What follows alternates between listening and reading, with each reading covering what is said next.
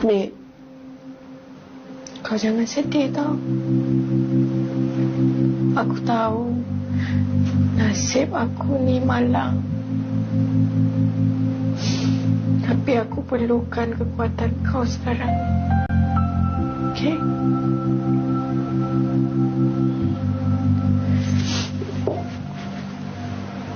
Be strong. Serius lah, babe? Alah, sabarlah dulu. Janganlah pergi lagi, please. Jangan pergi, please. Hey. Kenapa? Apa yang aku kena tunggu? Ha? Kau ada plan apa-apa ke? Aku tak adalah plan apa-apa, tapi aku rasa ada hikmah semua benda ni jadi. Kau tunggu dulu, please. Tak ada. Esok juga aku akan plan percutian aku. Aku akan book semua benda. Dan aku akan pergi seorang. Tak ada siapa boleh kacau aku, termasuk kau. Kau tak boleh kacau aku juga, faham? Kau nak tinggal aku seorang? Ya. Janganlah pergi lagi. Tunggulah. Sabar sikit je lagi. Please. Janganlah pergi, babe. Tolonglah. Babe. Aku tak kisah kalau kau nak meroyan ke, menjerit ke, menangis ke. Aku tak kisah, babe. Aku tak peduli. Aku akan pergi juga holiday seorang-seorang. Ya? Dan aku tetap dengan pendirian aku yang aku akan pergi bercuti. Babe! Sorang-sorang! Babe, janganlah tinggal aku seorang-seorang. Babe, janganlah tinggal aku seorang-seorang. Memang nak pergi bercuti juga. Itu sedikit sebanyak sedutan dari drama Adakah Kau Menungguku yang sebenarnya berkait rapat dengan topik yang kita nak bawakan pada hari ini, iaitu sayangi diri ataupun self-love. Betul. Dan bersama kita di studio ini kita ada dua jejaka. Wow, yang tidak asing lagi bersama dengan kita. Yang di sebelah saya ni, siapa yang tidak kenal dengan beliau, kita bersama dengan Syamid, seorang pelakon, seorang bapa, seorang suami. Kita lagi akan kongsikan serba sedikit berkenaan dengan topik kita. Dan di sebelah Hisham, kita bersama dengan coach kita hari ini. Siapa juga yang tak kenal dengan coach? Yang biasa bersama dengan kita di Wanita Latihan tepukan dan sebagainya daripada coach tu. Coach Fauzul Naim Ishak, berunding pembangunan potensi diri. Apa khabar? Baik, Anda. Terima kasih kerana menjemput sekali lagi. Alhamdulillah. Ini macam dua lawan dua. Okey, baik Fatin. Kita nak mulakan perbincangan kita pada hari ini tentang self-love. Tetapi, coach, mungkin sebagai mukadimahnya, mungkin coach boleh perincikan apakah yang dimaksudkan dengan self-love. Okay, bila menyebut tentang self-love atau dalam bahasa Melayunya adalah menghargai atau mencintai diri. Adalah satu proses bagaimana seorang individu itu dapat melihat perspektif diri. Dapat melihat tentang apa sebenarnya yang dia perlukan dan dia mahukan. Dan persoalan bagaimana dia dapat menghargai diri. Cuma ramai orang kata, adakah ini proses untuk kita jadi kedekut? Tidak. Yang sebenarnya prosesnya adalah proses untuk kita reset. Dalam bahasa yang kita sebut sebagai tomak ninah. Supaya kita dapat untuk recharge baik diri kita. Untuk menambahkan baik tenaga kita. Dan bila kita ada tenaga, barulah kita boleh bantu orang lain. Dia macam ni lah. Seumpama kalau kita naik kapal terbang kan. Dan kapal terbang, pramugara selalu kata apa? Kalau jatuh mas tu, pertama kena letak kat muka kita dulu. Baru bantu orang lain. Macam itulah juga. Proses love ni ataupun self love adalah untuk kita sayangi diri kita, bantu diri kita untuk apa? Untuk cipta tenaga bagi membolehkan kita bantu orang lain lepas tu. Saya suka bila coach cakap sebab apa tahu, saya ada terbaca dia kata macam mana kita nak sayang orang lain kalau kita sendiri tak sayang diri kita. Saya boleh setuju betul 100%. Tetapi coach, untuk seorang suami, seorang ibu yang ada banyak tanggungjawab kecil-kecil ni macam mana sebenarnya, di mana nak didahulukan sebenarnya? Okey, kita akan kembali dengan coach, tapi kita nak tanya kepada Hisham Hamid terlebih dahulu kan. Bagaimana sebenarnya sayangi diri okey, tapi kadang-kadang kita ni ada tanggungan. Di mana kita nak cari titik tengah untuk kita mengutamakan diri kita tu? Betul, sebenarnya perkara tu susah tau. Kadang bila kita ni ketua keluarga, kadang-kadang kita reach a certain point in life di mana apa yang kita lakukan ni bukan untuk diri kita, adalah untuk keluarga, untuk anak-anak dan sebagainya kan. So setiap kali kita lakukan tu macam diorang dulu. Kita tak makan pun tak apa, biar diorang semua serba-serbi cukup, kita ni kemudian. Tapi saya rasa konsep macam tu tak sihat sebenarnya. So apa yang saya buat secara peribadi adalah again, saya akan settlekan diorang dulu. Mungkin it's just sebagai seorang ayah dan sebagainya. Kemudian bila dah ada ruang sikit, baru saya akan cari untuk diri sendiri. Untuk cari that self-love moment, that me time, kadang-kadang apa yang kita buat kan. Okey, baik. Itu kalau Hisham sendiri kan. Tetapi isteri full-time housewife, betul? Okey, jadi adakah Hisham sebagai seorang suami membenarkan isteri untuk ada me time dia juga? Sebab kadang-kadang kita perempuan ni, orang kata kalau suami keluar bekerja mungkin 8 jam. Okey, kalau office hour lah ya. Tetapi wanita ni kalau di rumah, jadi suri rumah, okey, homemaker ni 24 jam, 24/7. Dia macam tak ada rest hour langsung. Macam mana? Saya rasa saya dah terlebih bagi dia me time. Saya memang jenis yang open minded lah, macam you nak your me time, go ahead. In fact 2-3 bulan lepas ada dia pernah cakap dia nak pergi staycation dengan kawan, dengan sepupu dia, dan I cakap okey lah, tak ada masalah sebab I tahu benda tu penting. Betul. And especially kalau macam suri rumah tangga yang housewife ni, bukan senang nak jaga anak dekat rumah. Sebab I satu hari kalau dengan anak-anak dah besar sekarang, tapi dulu masa orang kecil-kecil, satu hari tu I boleh kadang-kadang merasa macam nak entak kepala kat ini. Sebab stres. Sebab macam, yelah, mungkin siapa yang ada anak kecil akan faham benda tu. So pada saya penting untuk dia ada. Dia punya me time lagi penting daripada I punya me time. Sebab I tahu the things that you go through buat kerja kat rumah tu memang sangat-sangat challenging. So memang anytime pun tak pernah, setakat ni tak pernah cakap tak boleh lah. Saya harap Syahiran tengah menonton sekarang ni. Ya, saya yakin.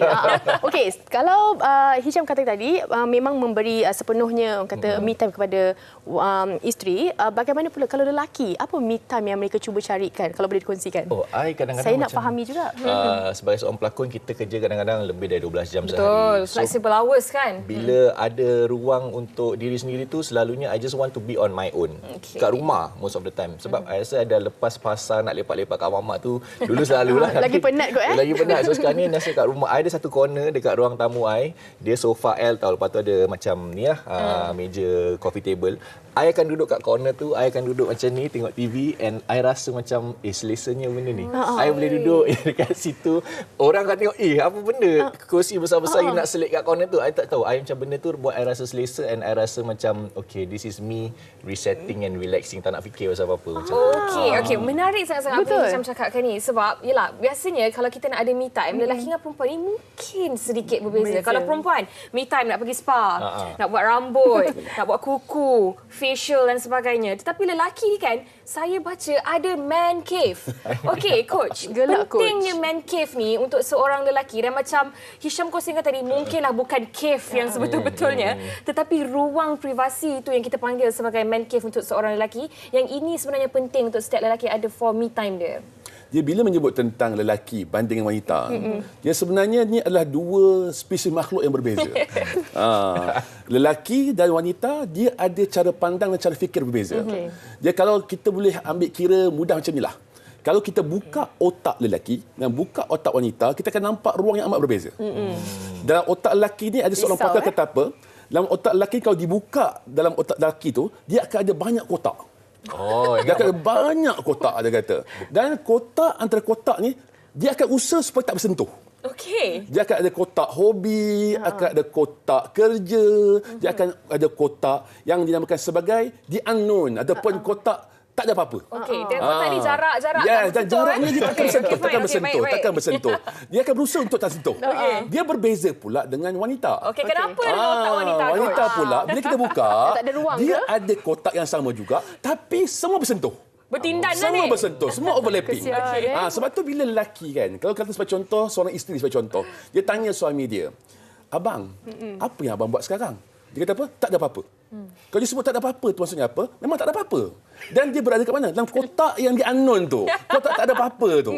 Tapi wanita, dia akan rasa apa? Betul ke bang, tak ada apa-apa ni? Apa saya buat silap? Dia akan kata macam tu. Tapi memang lelaki begitu. Lelaki bila dia berada dalam kotak tu, kotak tak ada apa-apa ni, dia akan dalam keadaan relax, tak buat apa-apa, dia akan termenung. Itu biasa. Kerana itu adalah ruangan untuk dia reset balik semua benda. Dia berbeza pula dengan wanita. Kalau sebagai wanita duk termenung, tanya dia, apa berlaku? Tak ada apa-apa. Kalau tak ada apa-apa tu mesti ada apa-apa. Betul lah tu. Kerana dia bersentuh-sentuh dengan semua lain. Sebab tu dia sebut tentang lelaki dan wanita, kena faham. Dia dua makhluk yang berlainan spesies. Tapi penting juga, ni penting sebab saya suka dengan apa yang Tuan Hisham kata tadi, tentang keperluan untuk bertoleransi. Keperluan untuk bertolak ansur. Apabila lelaki mahukan ruang dia, wanita berikan. Benarkan. Dan begitulah juga untuk seorang wanita. Apabila dia perlukan ruangnya, lelaki pun kena beri peluang. Sebab apa yang jadi isunya adalah apabila kedua-duanya saling tidak boleh untuk bertoleransi. Kerana merasakan bahawa kau punya tanggungjawab, aku ada tanggungjawab aku, kau kena buat tanggungjawab itu tanpa perlu ada ruang untuk kita buat apa-apa. Dan ini sebenarnya bahaya ya coach. Kejap lagi kita nak kongsikan tentang betapa bahayanya kalau tidak ada me time. Ya, saya kira coach sebenarnya nak memperincikan sebenarnya berkenaan dengan kotak Anun tadi tu. Dah jelas ya penonton di rumah. Baik, kita nak dengarkan kata Hisham dan juga kata coach. Kita nak dengarkan juga kata orang ramai berkenaan dengan topik kita hari ini. Jom kita dengarkan.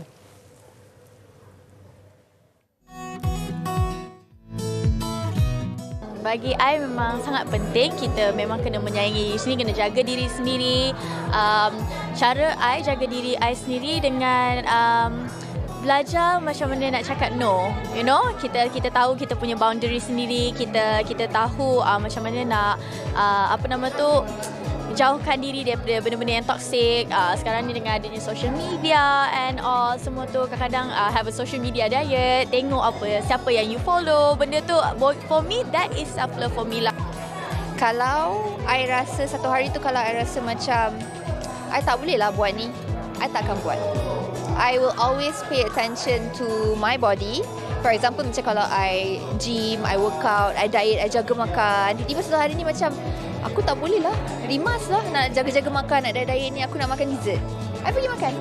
So that's how I tell myself, this is me taking care of myself. So for me, one of the way yang I do to self-love is not to be too hard on myself. Sebab kita kadang-kadang, like for me, I used to be very hard on myself. Kalau I tak berjaya buat something tu, I macam like, oh, I ni tak bagus, I ni, I try to put down myself, and then I realize that I shouldn't do that. I should, I should be positive about it. Nanti, because like, if you keep bringing down ourselves, nanti kita pun takkan, we can't grow sangat. Kalau kita tak sayang diri kita, siapa lagi nak sayang diri kita? Nak harapkan orang luar, tak mungkin lah. Tak ada siapa yang boleh meningkatkan kita punya keupayaan diri selain daripada diri sendiri.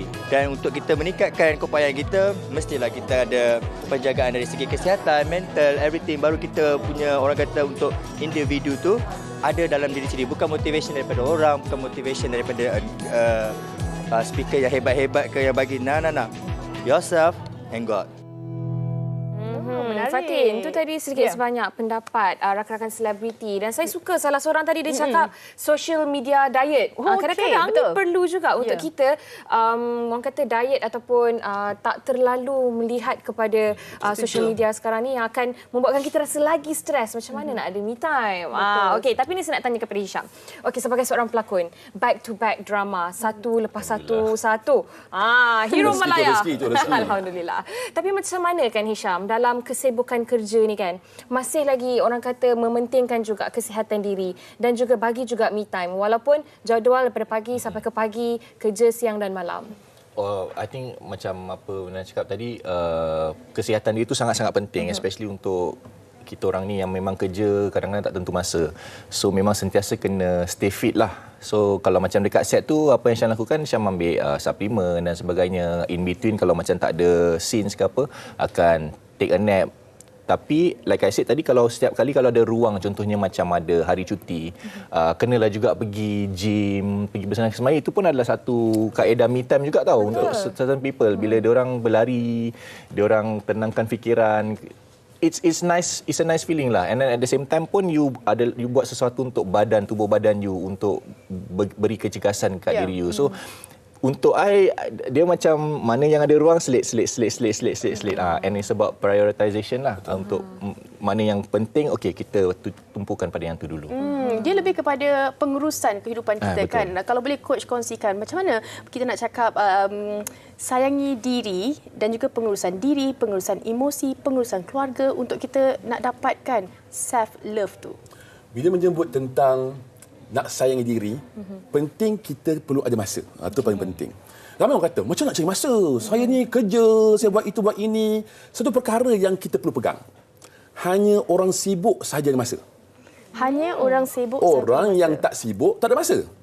Kenapa orang sibuk ada masa? Kerana orang sibuk mampu untuk rancang masa dia. Dan dia mengejar masa tu Ya, kan. sebab dia sibuk. Maka dia perlu tentukan masanya buat apa.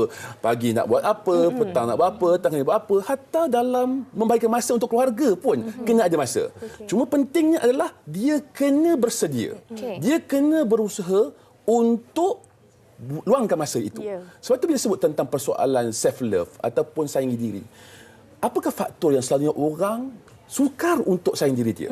Jadi 3 faktor. 3 faktor. Pertama adalah trauma silam. Yang mana mungkin pernah berlaku peristiwa-peristiwa silam yang berbekas. Ini yang menyebabkan kadang-kadang dia sukar untuk terima hakikat itu. Yang kedua adalah persoalan self-audit.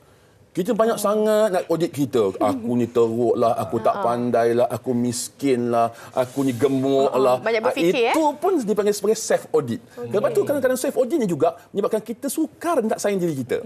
Dan nombor 3 adalah sistem yang mendiskriminasi. Yang kadang-kadang orang kata apa? Alah, ini hanya untuk orang-orang handsome sahaja. Ini hanya untuk orang kacak saja, untuk orang yang comel saja. Sistem ini juga akan menyebabkan kita sukar untuk menyayangi diri. Sebab tu kita sebagai seorang individu, kita pertama sekali, kita kena sedar menyayangi diri itu adalah satu proses. Dia bukan satu destinasi. Yang dikata bahawa dia tidak ada benda yang utama. Kita kena terus berusaha. Kita kena terus mencari kaedah untuk sayangi diri kita juga. Dan satu perkara yang penting juga, bila ada trauma, bagaimana untuk kita maafkan diri kita? Itu penting. Kadang-kadang orang kenapa dia sukar untuk sayangi dirinya? Kerana ada peristiwa-peristiwa yang berbekas.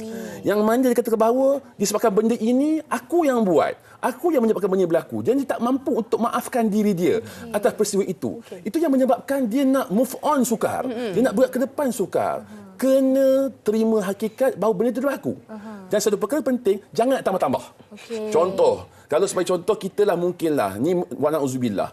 Kadang-kadang ada setengah perkara yang berlaku pada orang lain, mungkin kita mampu untuk bantu orang tu untuk tak jadi peristiwa tu. Contohnya aksiden. Ada kadang-kadang mungkinlah keluarga kita. Dia aksiden. Disebabkan apa? Sebabkan kita tak bawa orang tu untuk pergi ke tempat suatu tempat. Kena benarkan dia pergi sendiri. Dia fikir, kalaulah, buah kalau. Dia ada buah kalau. So kalau tu. Kalaulah aku yang bawa, mungkin takkan berlaku. Tunggu dulu, stop dulu. Kenapa? Benda dah berlaku dan terima hakikat benda itu berlaku dan jangan tambah-tambah. Sebab itu penting kita kena sedar akan hikmah.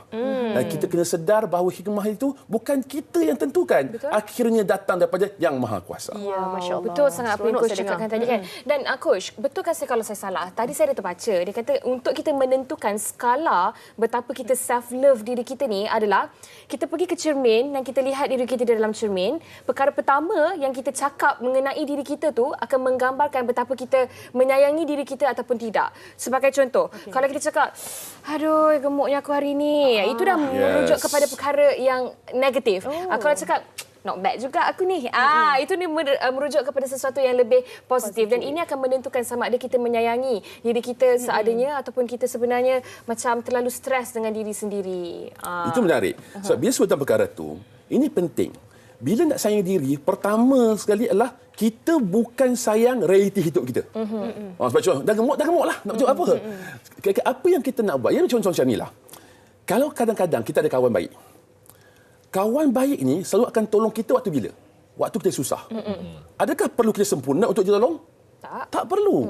Kerana dia tolong kerana dia sayang kita.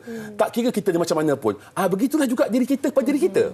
Jangan nak tunggu kata kita ni handsome, kita ni sihat, kita ni kaya, baru nak sayang diri. Kerana kita terima realiti kita. Sebagai contoh, kalau betul gemuk, terima realiti kita gemuk. Tapi akan ada benda-benda lain yang sebenarnya kita boleh lebih hargai. Contoh, kita hargai diri kita kenapa? Kerana kita masih hidup. Betul. Kita masih mampu bergerak, masih mampu berusaha, masih mampu untuk capai apa kita capai pada hari ini. Masalah utama kenapa orang sukar untuk sayangi dirinya kerana dia suka untuk membanding-bandingkan. Ini yang kadang-kadang menyebabkan proses sayangi diri ini akan terbantut. Sebagai contoh, kata apa? Aku kalau boleh nak handsome macam Tuan Hisham. Nak kacak macam Tuan Hisham. body macam dia. Tuan-tuan Cik Puan, nak jadi macam ni bukan senang. Ada prosesnya. Tapi tak mustahil. Tapi tak mustahil. Sebab tu bila sebut kata bahawa sayangi diri, ya boleh. Nak jadi boleh, tapi kena usaha lebih. Kenalah kita ada me time tu yang saya suka.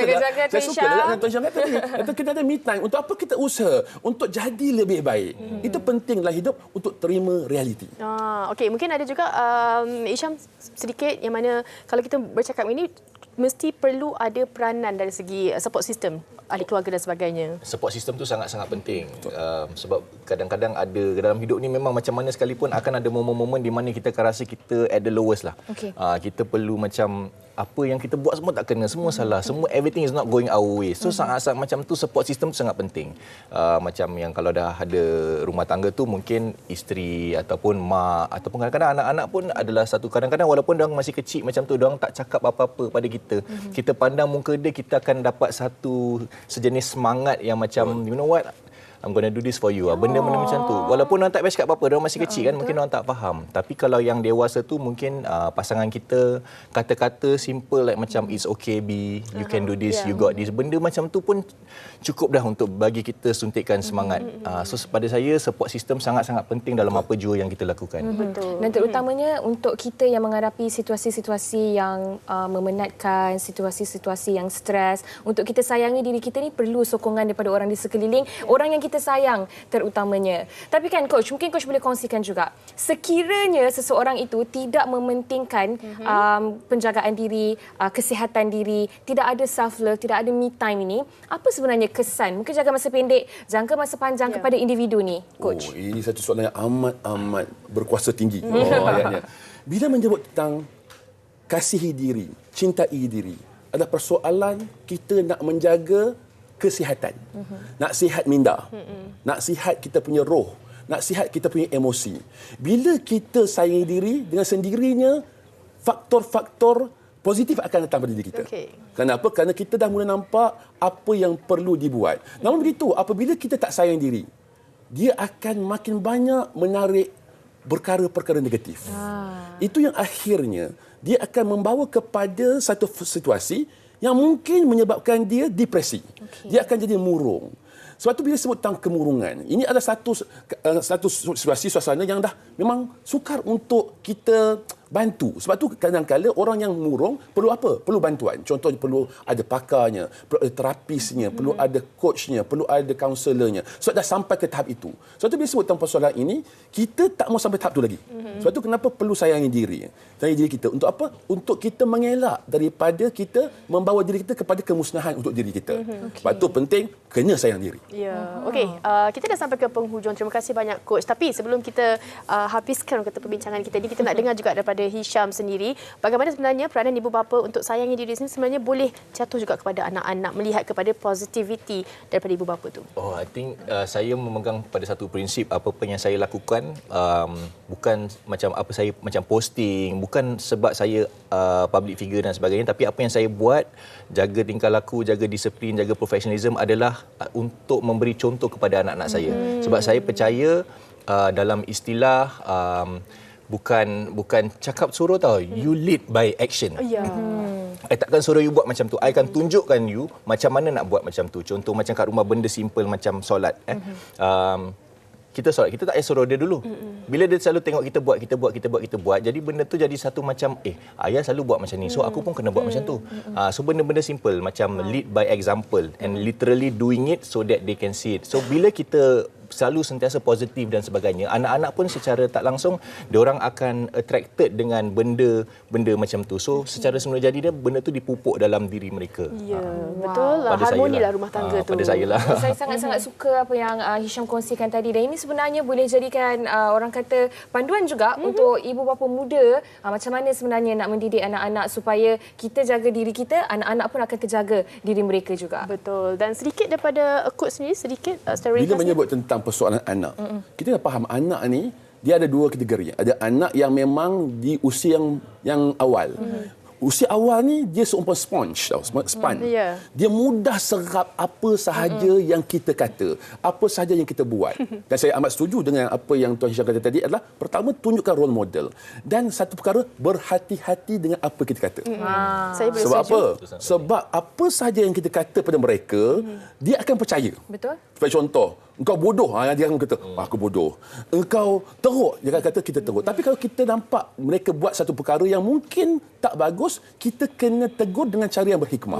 Sebab itu penting. Bila sebut nak mewujudkan self-esteem, sebab itu esteem diri adalah bagaimana mereka melihat diri mereka. Apakah mirror mereka, apakah cermin mereka, adalah sejauh mana kita mampu memberikan yang terbaik. Dari sudut kata-katanya, dari sudut contohnya, role modelnya. InsyaAllah kita dapat bina keluarga yang lebih baik di masa akan datang. Wow, InsyaAllah. itu dia tadi. Saya rasa conclusion ataupun penutup yang cukup-cukup cantik untuk perbincangan kita pada hari ini. Terima kasih banyak-banyak Coach. Terima kasih Hisham atas perkongsian pada hari ini.